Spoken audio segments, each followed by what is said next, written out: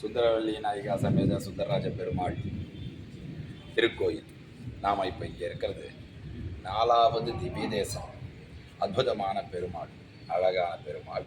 2 நாளைக்கு முன்னாடி தான் ஜீர்ணோத்தாரணம், மகா கும்பாபிஷேகம், சம்பரோக்ஷனே நடந்தது. அந்த கோவிலில் நாம் இப்போ இருக்கோம்.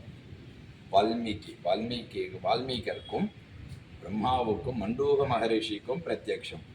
பிரம்மாவுடைய செருக்கு, அதாவது பிரம்மாவுக்கு தான் அழகு அப்படின்னு இருந்த அந்த செருக்கை போக்குறதுக்காக அன்பாக ஒரு அழகிய மணவாளனாக இங்கே நானும் இருக்கேன்னு சௌந்தரராஜ பெருமாள் அற்புதமாக இங்கே சேவை சாதிச்சுட்டு இருக்கான். அதனால பிரம்மாவுக்கு அன்பாக காமிச்சதுனால அன்பில் அப்படின்ற பெயர்.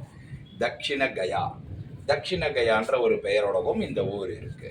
தட்சிண கயா அப்படின்னும் போது அங்கே கயைக்கு போக முடியாதவர்கள் ஒரு அமாவாசை தினத்திற்கும் இங்கே வந்து பெருமாளுக்கு அப்பம் தயிர் சாதம் அம்சம் பண்ணாக்க, பெருமாளுக்கு தலைக விட்டாக்க பித்திருக்கள் 21 தலைமுறைகள் பெரியாழ்வாருடைய சொற்படி மறுபிறவி தவிர திருத்தின்னு அவர் பிரபந்தத்தில் கொடுத்துருக்கார் இல்லையா, சாதித்து அருளியிருக்கார்.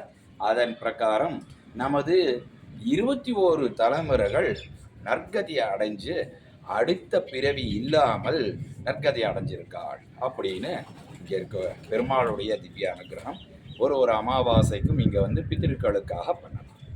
தாயார் சந்நிதியை பிரதட்சிணம் பண்ணியிருக்கோம். வால்மீகி மகரிஷி இந்த இடத்துல இருந்து தான் மரான்னு ஜபம் பண்ணி பாம்பு அந்த கரையான் புத்துனால மூடப்பட்டு, அந்த கரையான் புத்துக்கு வல்மீகம்ன்ற பேர், அதிலிருந்து வந்ததுனால வால்மீகி அப்படின்னுட்டு. இதோ தாயார் விமானம்.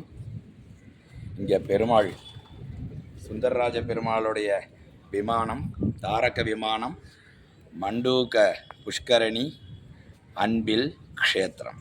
எல்லாரும் அவசியம் வந்து பெருமாளை சேவிக்கணும். ஸ்ரீரங்கத்திலிருந்து அருகையிலேயே இருக்கக்கூடிய ஒரு க்ஷேத்திரம். நாராயணா சுந்தரவல்லி நாயிகா சமேத சௌந்தரராஜ பெருமாள் திருவடிகளே சரணம்.